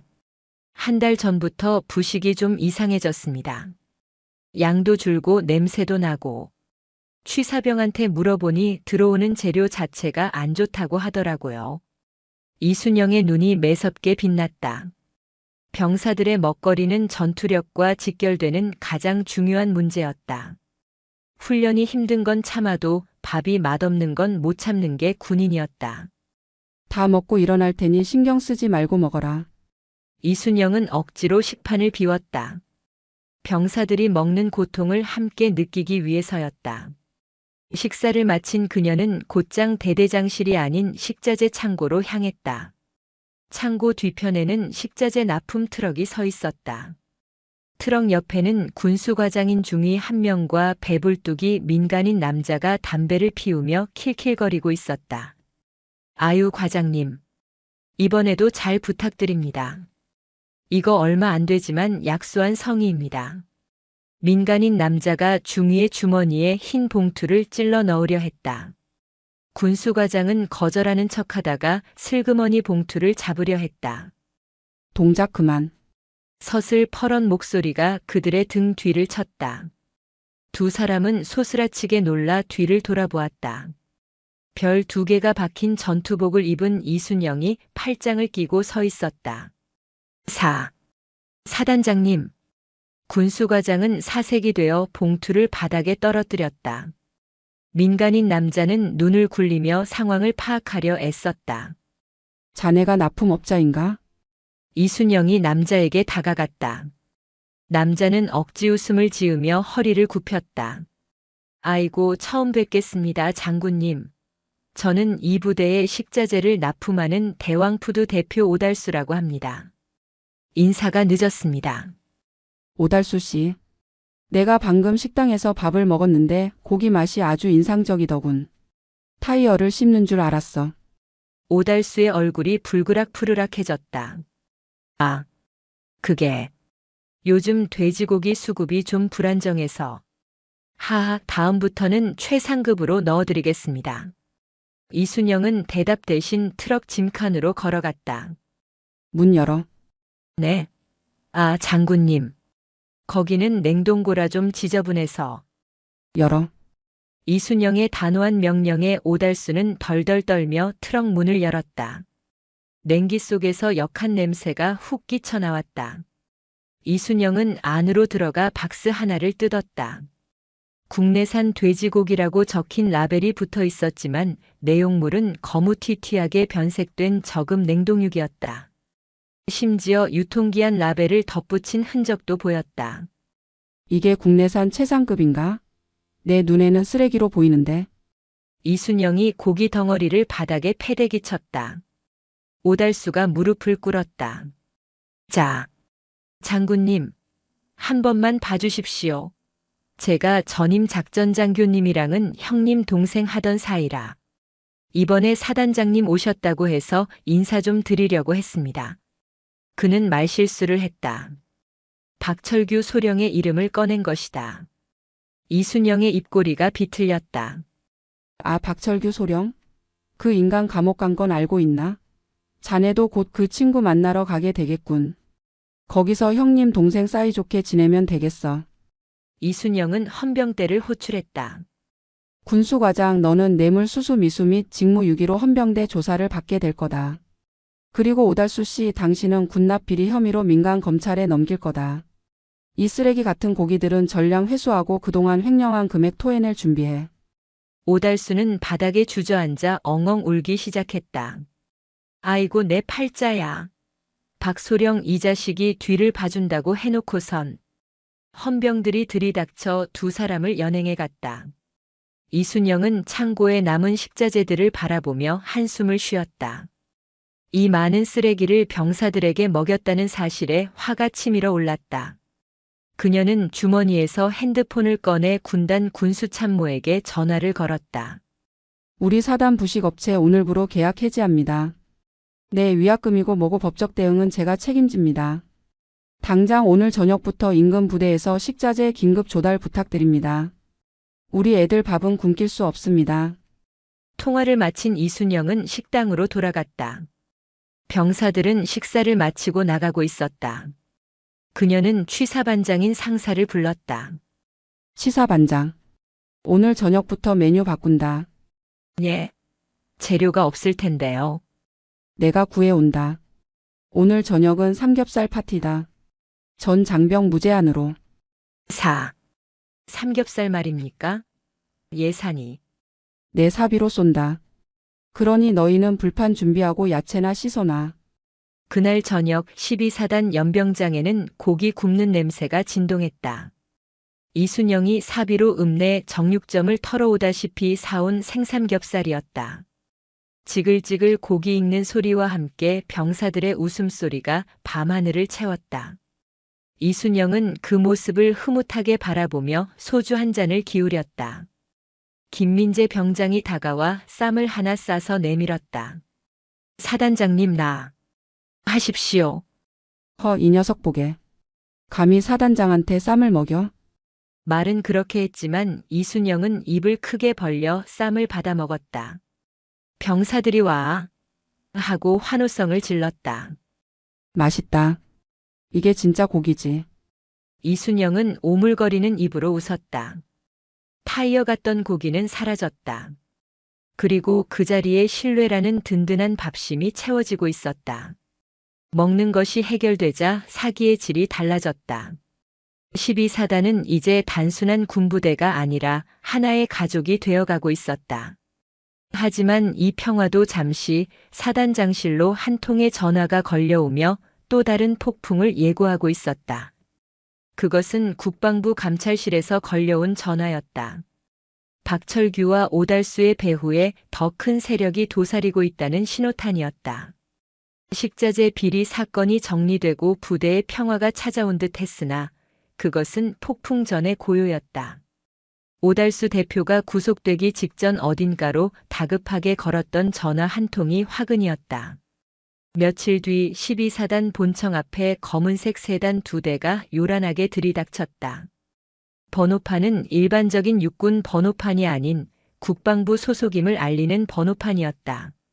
차에서 내린 인물들은 국방부 전력유지실 감사관실 소속의 정대령과 수행원들이었다. 그들의 표정은 험악하기 그지없었다. 사단장실 문이 거칠게 열렸다. 노크도 없는 무례한 방문이었다. 이순영 소장님 되십니까? 국방부 감사관실 정영훈 대령입니다. 이순영은 집무실 책상에서 서류를 검토하다가 천천히 고개를 들었다. 그녀의 눈빛이 서늘하게 빛났다. 노크하는 법을 안 배웠나, 대령? 여기가 자네 안방인가? 그녀의 기세에 정 대령이 움찔했지만 이내 거만한 표정으로 돌아왔다. 그는 품에서 공문 한 장을 꺼내 책상 위에 탁 하고 던졌다. 지금 예절 따질 때가 아닐 텐데요. 국방부 장관님 명의의 특별감사 지시서입니다. 귀관이 민간 납품업체 대표를 불법 감금하고 적법한 절차 없이 계약을 파기하여 군의 명예를 실추시켰다는 제보가 들어왔습니다. 이순영은 서류를 거들떠보지도 않았다. 이미 예상했던 일이었다. 오달수가 믿고 까불던 뒷배가 바로 국방부 군수 라인에 닿아 있었던 것이다. 그래서? 나보고 조사를 받으라는 건가? 조사가 아닙니다. 이건 명령입니다. 지금 당장 오달수 대표에 대한 고발을 취하하고 해당 업체와의 계약을 원상복구하십시오. 그리고 이 사태에 대한 책임을 지고 보직 해임 심사를 받으시죠. 정 대령의 말은 협박이었다. 그는 자신이 국방부라는 거대 권력을 등에 업고 있다고 믿고 있었다. 일개 전방 사단장쯤은 찍어 누를 수 있다는 오만함이 깔려 있었다. 이순영이 자리에서 일어났다. 그녀는 천천히 정 대령 앞으로 걸어갔다. 키는 비슷했지만 뿜어져 나오는 위압감은 이순영 쪽이 압도적이었다. 정 대령. 자네 오달수한테 얼마나 받아 처먹었나? 정 대령의 눈이 휘둥그레졌다. 뭐라고요? 지금 말씀 함부로 하십니까? 명예훼손으로 추가 고발당하고 싶으십니까? 명예? 썩은 고기를 병사들에게 먹이고 뒷돈 챙기는 놈들을 비호하는 게 국방부의 명예인가? 이순영은 책상 서랍을 열어 두툼한 파일 하나를 꺼냈다. 그리고 정 대령의 가슴팍에 툭 하고 밀어붙였다. 이게 뭔지 아나? 오달수 사무실 금고에서 나온 비밀 장부 사본이다. 거기 보면 아주 낯익은 이름들이 많더군. 자네 이름도 있고 자네를 보낸 군수국장 최준장 이름은 아주 VIP 대접을 받고 있던데. 정 대령의 얼굴이 사색이 되었다. 손이 파르르 떨렸다. 오달수가 잡혀갈 때 헌병대가 압수한 줄만 알았던 장부가 사실은 이순영이 별도로 확보해둔 것이었다. 707 시절부터 정보 수집에 능했던 그녀가 아무런 대비 없이 칼을 뽑았을 리 없었다. 에이, 이건 불법 수집 증거입니다. 효력이 없습니다. 불법? 나는 사단장으로서 내 부하들의 건강을 해치는 위협 요소를 제거하기 위해 정당한 지휘권을 행사했다. 이 장부는 내가 직접 언론에 공개할까 아니면 기무사령관에게 직보할까 고민 중이었는데 자네가 제 발로 찾아왔군. 이순영은 핸드폰을 들어 올렸다. 지금 바로 기자회견을 열도록 하지. 국방부 감사관 비리업체 비호하려 사단장 협박하다라는 헤드라인이면 내일 조간신문 일면은 따놓은 당상일 텐데. 사단장님, 잠시만요. 대화로 하시죠. 정 대령이 다급하게 이순영의 팔을 잡으려 했다. 그 순간 이순영의 눈빛이 매섭게 변했다. 그녀는 정 대령의 손목을 가볍게 쳐내고 순식간에 그의 팔을 뒤로 꺾어 제압해버렸다. 비명과 함께 정 대령이 책상 위로 엎어졌다. 수행원들이 놀라 달려들려 했지만 이순영의 싸늘한 일갈에 얼어붙었다. 움직이면 공무집행 방해 및 상관 폭행 미수로 간주하고 즉시 구속한다. 집무실 안에는 살기 어린 정정만이 감돌았다. 이순영은 꺾인 팔을 잡고 헐떡이는 정 대령의 귀에 낮게 속삭였다. 잘 들어라. 나는 내 새끼들 밥그릇 건드리는 놈은 별이 아니라 대통령 할아비가 와도 안 봐준다. 당장 용산으로 돌아가서 내 주인인 최 준장에게 전해. 옷 벗을 준비하고 있으라고. 내일 아침 이 장부 원본이 청와대 민정수석실로 들어갈 테니까. 이순영이 팔을 놓아주자 정 대령은 비틀거리며 물러났다. 그는 공포에 질린 눈으로 이순영을 바라보았다. 이 여자는 미쳤다. 아니, 미친 게 아니라 진짜 군인이다. 타협이라는 단어를 모르는 진짜 백이었다. 두고 봅시다. 정 대령은 비겁한 막말을 남기고 도망치듯 사단장실을 빠져나갔다. 그들이 타고 온 세단이 꽁무니를 빼며 사라지는 모습을 창가에서 지켜보던 이순영은 씁쓸한 미소를 지었다. 두고 볼 것 없다. 이미 끝난 싸움이니까. 그녀는 책상 위에 인터폰을 눌러 법무참모를 호출했다. 법무참모 지금 바로 장부 원본 들고 수도방 위사령부 헌병단으로 출발해. 국방부 놈들은 못 믿으니 수방사 헌병단장에게 직접 전달해라. 내 이름 대면 알 거다. 예, 알겠습니다. 다음 날 아침 뉴스는 발칵 뒤집혔다. 국방부 군수국장과 감사관 등 고위 장교 5명이 군납 비리 혐의로 긴급 체포되었다는 속보가 떴다. 12사단 병사들은 생활관 TV를 보며 환호성을 질렀다. 와, 우리 사단장님이 다 쓸어버리셨대. 진짜 걸크러쉬 대박이다. 이제 우리 건드리는 놈 아무도 없겠다. 이순영은 TV를 끄고 창밖을 바라보았다. 멀리 설악산 줄기에 하얀 눈이 쌓여 있었다. 내부의 적은 정리되었다. 하지만 군인의 본분은 전투다. 이제 진짜 실력을 보여줄 때가 되었다. 겨울이 깊어지고 1월이 되었다. 육군 KCTC 훈련 시즌이 돌아왔다. 이번 훈련은 12사단이 공격군청군 그리고 전갈부대라 불리는 KCTC 전문 대항군홍군이 방어하는 시나리오가 아니었다. 육군본부의 특별 지시에 따라 인접부대인 21사단과 12사단이 맞붙는 쌍방 자유기동훈련으로 결정되었다. 21사단장은 육사 출신의 엘리트이자 보수적인 성향이 강한 강동철 소장이었다. 그는 평소 비육사 출신의 여군인 이순영을 못마땅하게 여기고 있었다. 여자가 사단장이라니 세상 말세야. 훈련이 장난인 줄 아나. 이번 기회에 아주 콧대를 꺾어주지. 강 소장은 훈련 전 참모회의에서 호언장담했다.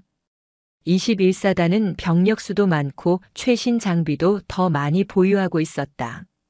객관적인 전력에서는 12사단이 열세였다. 훈련 당일, 강원도 인제와 양구에 걸친 광활한 산악지대가 훈련장으로 지정되었다. 영하 20도의 혹한이었다. 상황실에 앉은 이순영은 지도를 응시하고 있었다. 상대방은 전공법으로 나올 거다. 강 소장은 교과서적인 지휘관이야. 압도적인 화력으로 중앙을 돌파하고 기동 타격대로 측면을 치겠지. 작전 참모가 물었다. 그럼 저희는 방어 위주로 가야 합니까? 병력 차이가 1.5배나 납니다. 이순영이 고개를 저었다. 아니, 방어는 죽음이다. 우리는 유령이 된다.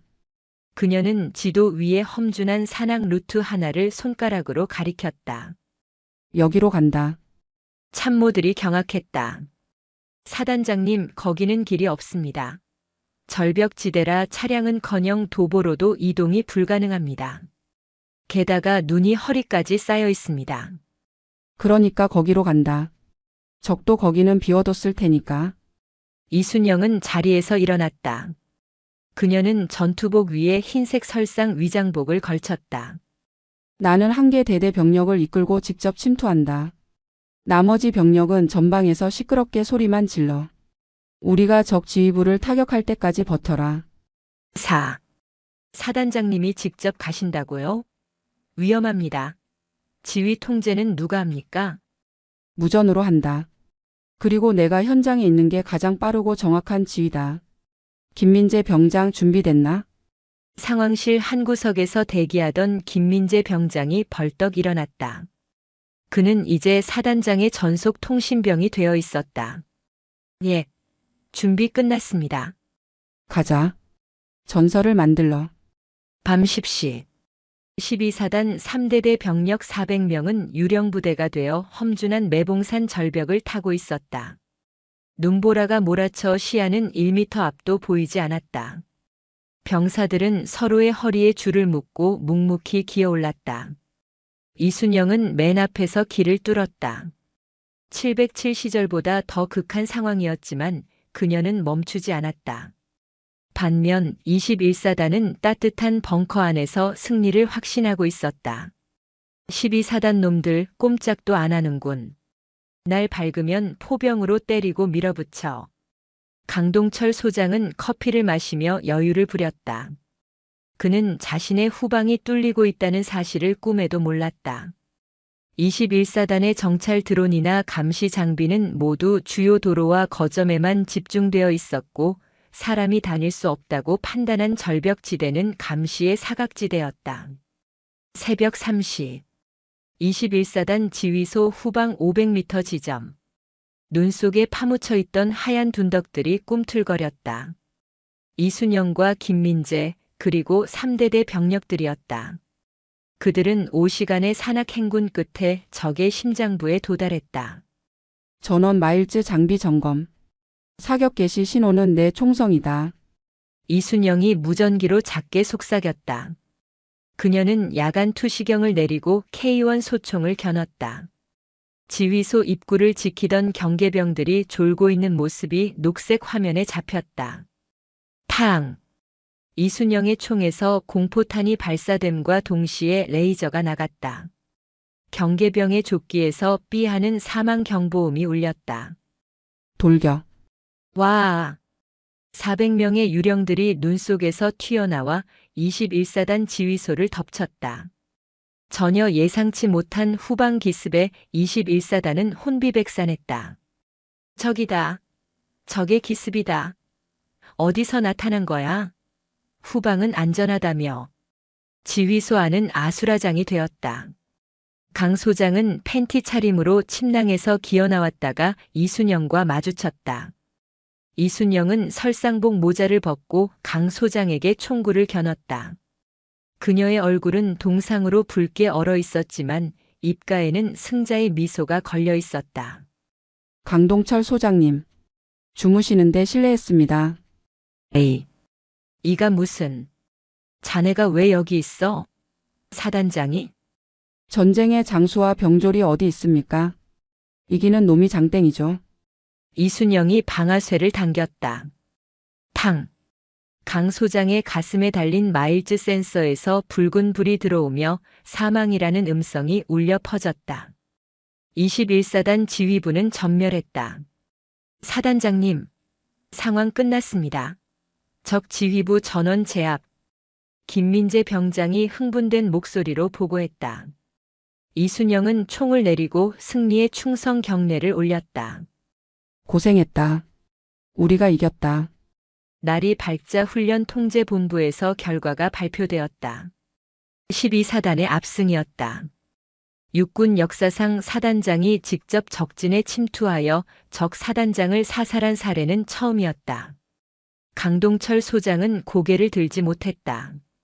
그는 흙바닥에 주저앉아 멍한 표정으로 이순영을 바라보았다.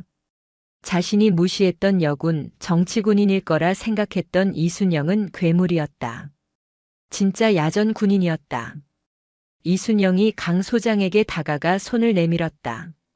좋은 승부였습니다, 선배님. 다음에는 전방에서 뵙겠습니다.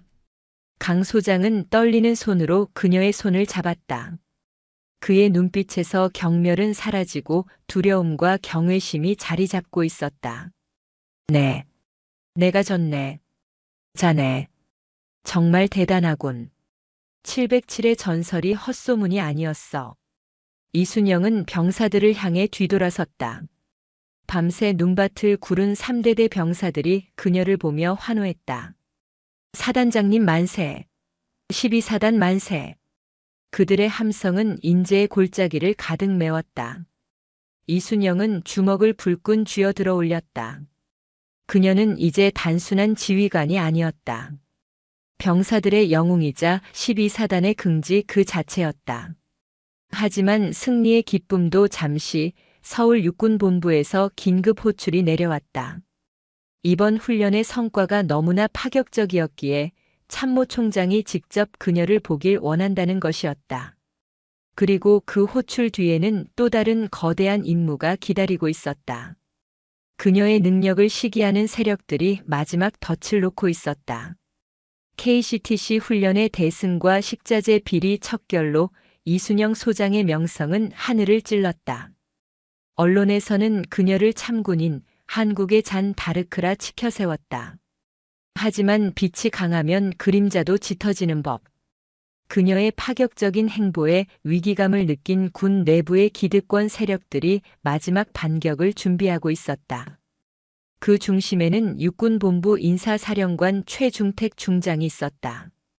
그는 구속된 군수국장의 육사 동기이자 과거 박철규 소령의 집안과 깊은 인연이 있는 인물이었다. 그는 이순영이 차기 진급 대상에 오르는 것을 막기 위해 교묘한 여론전을 기획했다.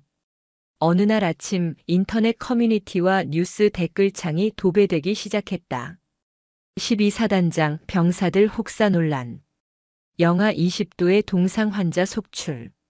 안전 무시한 보여주기식 훈련 병사들은 골병든다. 여군 사단장의 히스테리. 병사들 인권 유린 심각. 교묘하게 편집된 사진과 익명의 투서들이 쏟아져 나왔다. 훈련 중 지쳐 쓰러진 병사의 사진을 마치 가혹 행위를 당한 것처럼 포장했고 식자재 비리를 척결하기 위해 급식을 중단하고 삼겹살을 사 먹인 일을 규정 위반 및 예산 유용으로 둔갑시켰다. 여론은 순식간에 흔들렸다. 군인권센터에 민원이 폭주했고 부대 앞에는 진상을 규명하라는 시위대가 몰려들었다. 최 중장은 때를 놓치지 않고 육군본부 감찰단을 12사단에 파견했다. 이번에는 국방부가 아닌 육군본부 차원의 고강도 감찰이었다. 사단장실. 이순영은 창밖의 시위대를 바라보며 씁쓸한 표정을 지었다. 저기 밖에 있는 줄 알았더니 아직도 안에 쥐새끼들이 남아 있었군. 부관이 걱정스러운 얼굴로 들어왔다. 사단장님, 육군본부 징계위원회가 다음 주에 열린답니다. 직무 정지 명령이 내려올 수도 있습니다. 해명 자료를 준비해야 합니다. 해명? 내가 떳떳한데 무슨 해명인가? 훈련이 힘들었던 건 사실이고 규정을 어기고 사비로 고기를 먹인 것도 사실이다. 하지만 난 부끄럽지 않다. 이순영은 타협하지 않았다. 그녀는 감찰단 앞에서 당당하게 자신의 지휘 철학을 밝혔다. 하지만 최 중장의 입김이 닿은 감찰단은 그녀의 말을 듣지 않았다. 그들은 이미 보직 해임이라는 결론을 정해놓고 짜맞추기식 조사를 진행했다. 부대 분위기는 뒤숭숭해졌다. 병사들은 사단장이 쫓겨날지도 모른다는 소문에 불안해했다. 야, 진짜 사단장님 잘리는 거야? 말도 안 되잖아. 우리 밥 챙겨주고 같이 굴러준 게 죄야? 윗대가리들 진짜 썩었네. 그때 생활관에서 핸드폰을 보고 있던 김민재 병장이 벌떡 일어났다. 이대로 있을 순 없습니다. 우리가 가만히 있으니까 진짜 우리가 피해자인 줄 알지 않습니까? 그럼 어떡해? 우리가 뭘 할 수 있는데? 사실을 말해야죠. 진짜 피해자가 누군지, 그리고 진짜 영웅이 누군지. 김민재는 떨리는 손으로 군인들이 주로 이용하는 익명 커뮤니티 육군 훈련소 대신 전해드립니다. 페이지에 글을 쓰기 시작했다. 저는 12사단 3대대 병장 김민재입니다. 지금 뉴스에 나오는 내용은 전부 거짓말입니다. 그는 유격 훈련장에서 이순영 소장이 자신의 생명을 구했던 40km 행군 때 병사의 군장을 대신 메어준 썩은 고기를 걷어내고 사비로 삼겹살을 사준 일들을 구구절절 적어 내려갔다. 그리고 마지막에 이렇게 덧붙였다. 우리는 학대당한 것이 아니라 처음으로 군인 대접을 받았습니다. 추위 속에서 우리가 버틸 수 있었던 건 사단장님이 맨 앞에서 바람을 막아주셨기 때문입니다. 제발 우리 사단장님을 지켜주세요. 김민재의 글은 기폭제가 되었다. 12사단 병사들이 너도 나도 댓글을 달고 증언을 쏟아냈다. 전역한 예비역들까지 가세했다. 나 저번 달에 전역했는데 이순영 소장님 진짜 참군인이다. 반박시 미필. 박철규 그 쓰레기 날린 것만 봐도 노벨 평화상 줘야 함. 여론은 하룻밤 사이에 180도 뒤집혔다. 조작된 선동이라는 것이 밝혀지자 국민들의 분노는 육군본부와 최 중장에게로 향했다. 청와대 국민청원 게시판에는 이순영 소장 징계 철회 및 음해 세력 처벌 청원이 올라왔고 순식간에 20만 명의 동의를 얻었다. 징계위원회 당일 육군본부 대회의실 위원장석에 앉은 최 중장은 식은땀을 흘리며 스마트폰으로 실시간 뉴스를 보고 있었다. 여론이 걷잡을 수 없이 악화되자 국방부 장관마저 그에게 등을 돌린 상태였다. 이순영이 정복을 입고 위원회장에 들어섰다. 그녀의 표정은 여전히 담담했다. 이순영 소장. 귀관에 대한 혐의는 최 중장이 말을 꺼내려 하자 이순영이 말을 잘랐다. 혐의? 병사들을 강하게 키운 죄? 아니면 병사들을 배부르게 먹인 죄? 그것도 아니면 무능하고 부패한 똥별들의 심기를 거스른 죄입니까? 뭐야? 말 조심해.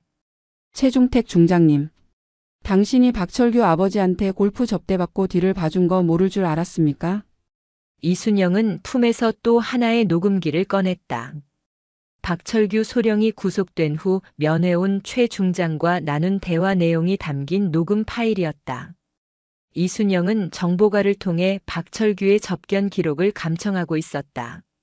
너 이번에만 입 다물고 있으면 내가 다 빼내줄게. 이순영 그녀는 내가 어떻게든 옷 벗길 테니까. 녹음 파일이 재생되자 회의장은 침묵에 휩싸였다. 최 중장은 얼굴이 사색이 되어 자리에 주저앉았다. 이 시간부로 당신은 내 심판 대상이 아니다. 국민과 법의 심판을 받아라. 문이 열리고 군 검찰 수사관들이 들이닥쳤다.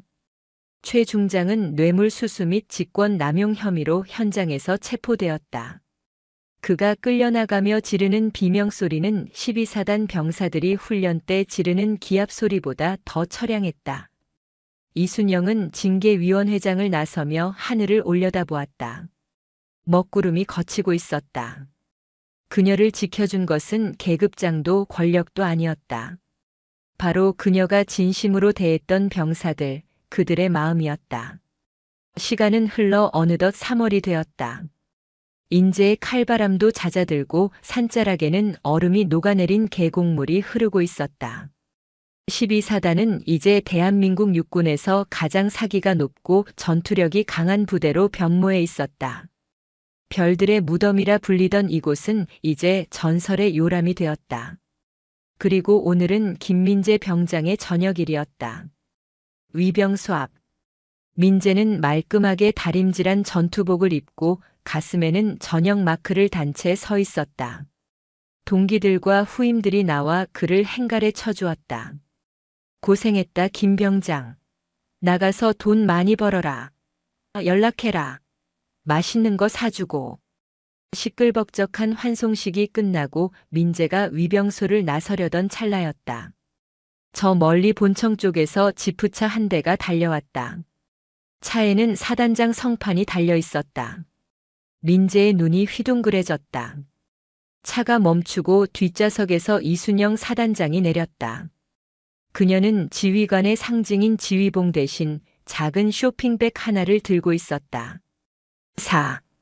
사단장님.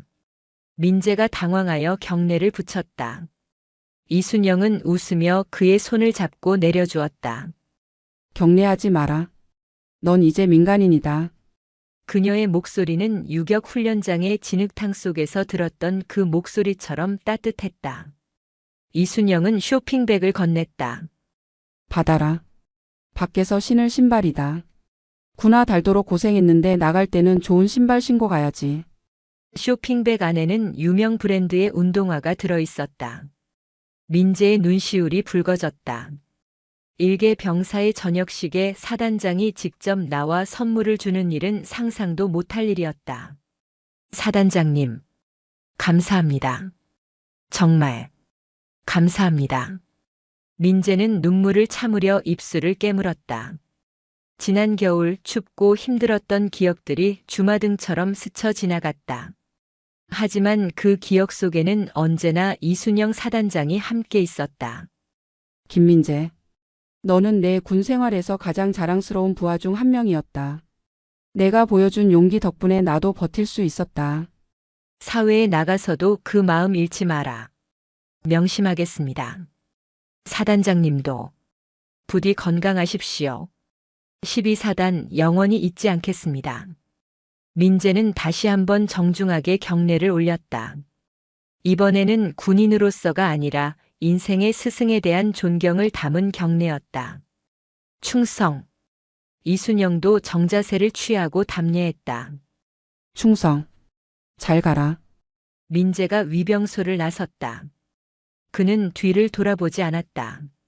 하지만 그의 등 뒤에는 12사단의 깃발과 그를 배웅하는 이순영 사단장의 모습이 든든한 산처럼 버티고 있다는 것을 느낄 수 있었다. 민재가 떠난 후 이순영은 부관과 함께 연병장을 거닐었다. 파릇파릇한 새싹이 돋아난 연병장에서 신병들이 힘찬 함성을 지르며 구보를 하고 있었다. 부관. 옛 사단장님. 올해 유격 훈련 일정 잡혔나? 다음 달로 예정되어 있습니다. 이순영이 씩 웃었다. 좋아. 이번에는 1박 2일 더 늘려. 그리고 나도 참가한다. 이번에는 화생방에서 노래 2절까지 부를 거니까 각오하라고 해. 부관이 울상을 지었지만 이순영의 발걸음은 그 어느 때보다 가벼웠다. 인재의 봄바람이 그녀의 별 2개를 스치고 지나갔다. 썩은 살은 도련해졌고 그 자리에는 강인하고 새로운 살이 돋아났다. 그녀가 있는 한 대한민국 육군 12사단 을지부대는 결코 흔들리지 않을 것이다. 별들의 유격장. 그곳은 지옥이었지만 동시에 진정한 군인이 태어나는 요람이었다. 그리고 그 전설은 지금도 현재 진행형이다.